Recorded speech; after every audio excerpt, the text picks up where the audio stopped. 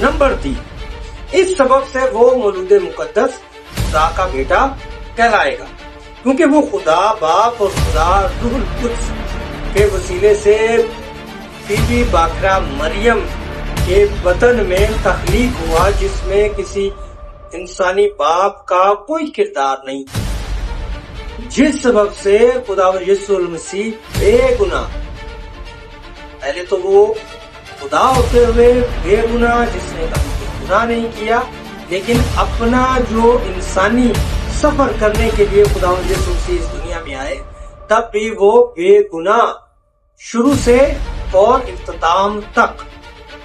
بے گناہ زندگی گزارنے والا پہلا شخص، اور پھر وہ جو ہے الہی قدرت کے ساتھ، الہی فطرت کے ساتھ، جو اس کی الہی فطرت تھی اس کے ساتھ وہ پیدا ہوا، اور جس سبب سے یہ مولود مقدس خدا کا بیٹا کہلایا۔